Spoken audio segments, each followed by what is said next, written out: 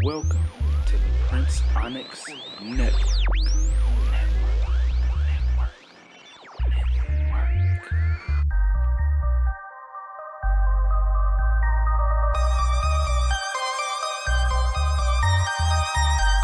So, let's talk about why relationship goals, especially in the context of the black gay community, are trash. Let's go ahead and talk about it, shall we? So, when it comes to why I firmly and wholeheartedly believe in relationship goals being gutter and utter trash, let's look at the case of Cash De Niro and Rico Purit. I'm praying that said the brother's name right. So recently, these two guys who are more so known for their scenes and their careers in the adult entertainment field, they were a couple for a year. They met in February of last year, and this past February made it a year. But unfortunately, they recently have broken up, and they've been airing each other's dirty laundry out online for their followers and naysayers and haters and whomever else to see, for all of the alike.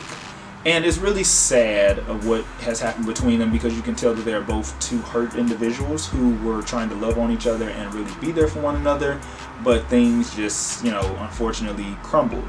And what really saddens me more is that when you go to like Twitter or social media, you have a lot of people clowning them and making fun of them, and just, I hate how it just seems like when you and your partner decide to have put your relationship out on Front Street, making it a public thing, how people are essentially praying for your downfall. And people may not see it as that, and people may be like, oh, you're tripping, you don't know what you're talking about, ain't nobody praying for nobody's downfall.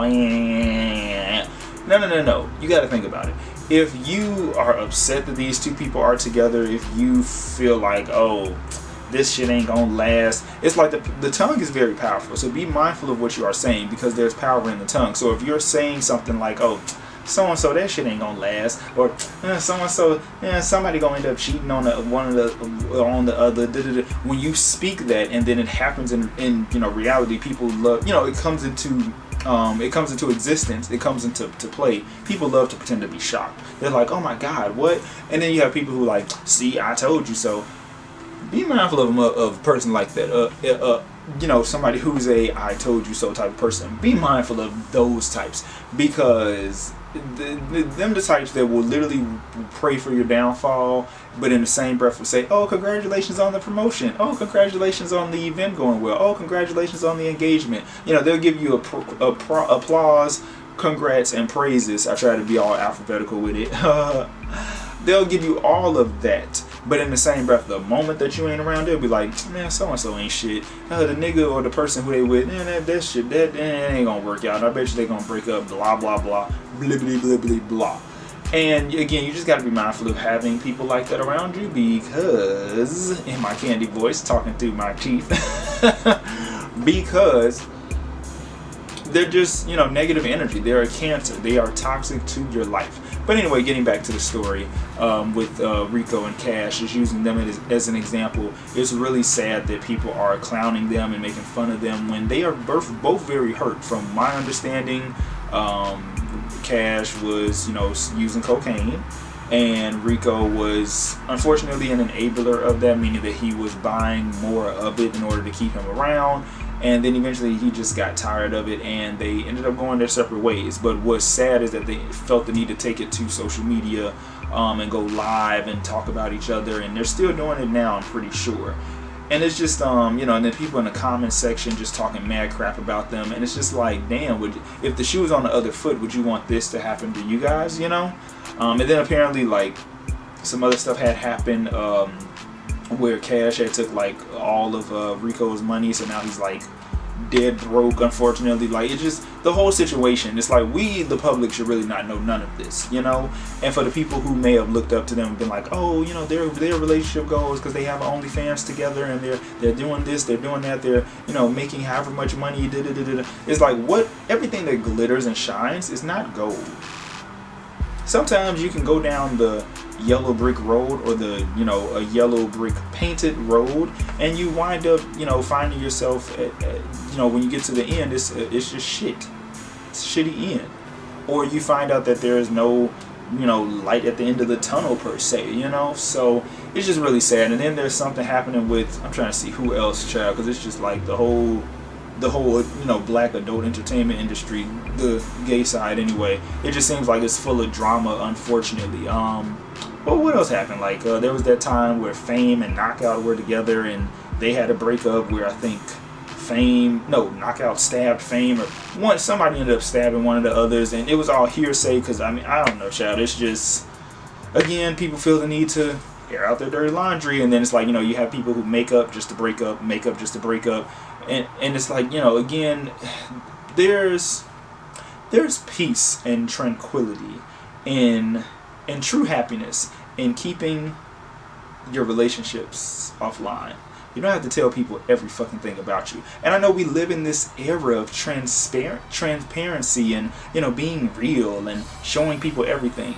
It's okay not to show them everything. If you really genuinely, truly cherished your relationship and was not trying to model it in the after the heteronormatives of like a Beyonce and Jay-Z, or Jada and Will, or hell, who else? Boris Cujo and Nicole Ari Parker, or who else? I don't even know what other examples to really use. But if you guys would stop, if we would stop doing that, trying to model it off of the streets, maybe, just maybe, we could actually see, black queer love that is everlasting. I mean, hell, I just found out recently that Justice Smith and the actor from Queen Sugar who plays, he plays Charlie's son, and I forgot his name. God damn it, if you guys don't give me a second. Give me a second. You give King of Reeds a second, so you're going to give me a second. God damn it, you're going to give me a second. God damn it. God damn it, you're going to give me a second. I feel like it's is it Malachi? Is it Malik? I'm telling you, look, I owe myself to him. Okay, it's Makai. Oh no, Micah. Yeah, there we go. It's not Makai. Micah. Anyway, damn, hold on, shit. I gotta get the brother's name, his real name. Hold on, his government name. Yeah, Nicholas L. Ash. So him and Justice Smith, who most people know from The Get Down, apparently both of them are gay and they're in a relationship. When I tell y'all, that shit surprised me. I was like, damn. And they actually not complete each other, but their energy, it looks like they're compatible, and I just wish nothing but the best for them. Like, man, look, I wish nothing but the best for them. Okay. Anyway, because both of them are some phenomenal actors, I would not be surprised if we see Justice on the next season of Queen Sugar.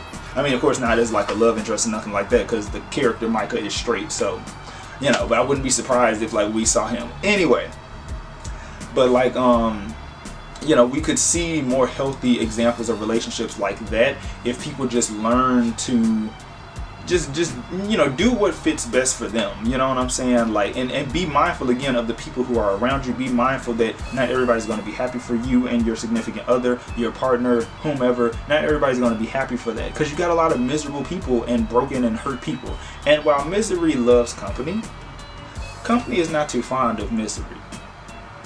Let that sink in. Don't worry, I'll wait.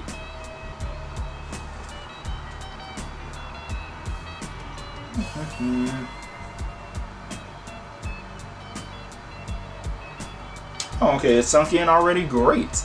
Welcome back. Anyway, like I was saying, it's just no matter what, like, you have to just stop looking towards others for inspirations, or for that to, like, stop trying to build your relationship off of or on the backs of others and their relationship, because you never know what's going on with, behind closed doors.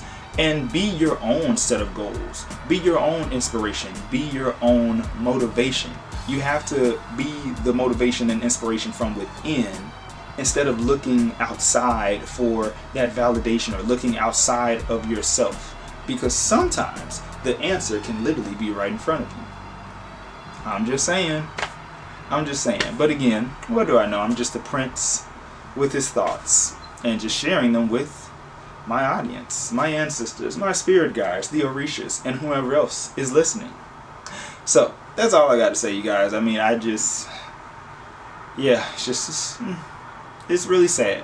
it's sad. And again, relationship goals are trash because we've built it into our mind that if the relationship is not like, if it isn't mirroring this famous couple, oh, then I don't want it. Or if this person can't match this, match that, match this, match that, match my nasty, match my fly, match my credit score, which hell, most of y'all don't really have good credit. Let's just call a thing.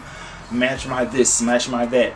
It's like, can you just match somebody's energy and just meet them here? Can you mentally and spiritually and emotionally stimulate your partner before physically stimulating them? Can you have conversations outside of the dialect of what's happening in the music and entertainment industry with the girls and this, that, and the third, and da-da-da-da-da, and Real Housewives this, and da-da-da-da-da, Love and Hip Hop this, and da-da-da-da? Like, can you talk about politics? Can you parlay over poetry? If you're going to talk about music and literature and films, can you have a discussion outside of the, oh, well, my fave is on the Billboard's top 5, top 100, #1 spot this week. Oh, my fave. You know, can you do more than what we've been shown? Can you yourself expand outside of the peripheral horizon that has been laid out in front of you? Can you offer more and bring more to the table than just yourself? Can you bring a menu or two? Can you bring a chair? Can you bring the table? Can you bring a tablecloth? Can you bring something else more than just this one-dimensional spectrum of you? And see, we move as humans. We're very visual beings and very, very visual creatures. So we look at the optics. Perception, it can be, depending on how you look at it, it can also be a bad thing. So it depends on how you look at it. And again, when you look outside of the peripheral norm, like, what do you have? Can you offer more than what is expected of you in this one-dimensional, stereotypical character archetype that we have been given of what it means to be this person in a relationship, whether you are part of the spectrum, whatever the case is. So can you do more? Like, can you parlay over politics, poetry, music, movies, and can you do more than just talk about how your fave is in the top 100 and they're #1 this week, they're #2? Can you talk about their lyrics, their wordplay, the similes? Can you break down lyrics? Can you have a conversation where you're digesting art in a way that isn't so part of the microwavable generation norm, the short attention span spectrum in this generation? Can you talk about a film in a way other than the optics per se? Can you talk about the acting? Can you talk about what you liked versus what you didn't like? The visuals in the sense of the color schemes that they chose to use or how they did this shot. Can you talk more in depth? Can you go below the surface? Are you very analytical or are you just surface level? And if you are, that's fine. I mean, not everybody is, I won't even say that because I feel like that's enabling. People are capable, very capable of being more than just surface level. It's a matter if they want to. Hell, I remember I had a conversation with a friend of mine and I had to let them know, it's like, it's not that you can't hold space for somebody. You can. You just choose not to. But you want people to hold space for you. It doesn't work like that. But anyway, back to the subject at hand. Can you do more when it comes to a relationship instead of just trying to fit the optics of, oh, well, we've been together for this long and we are relationship goals? Goals for who?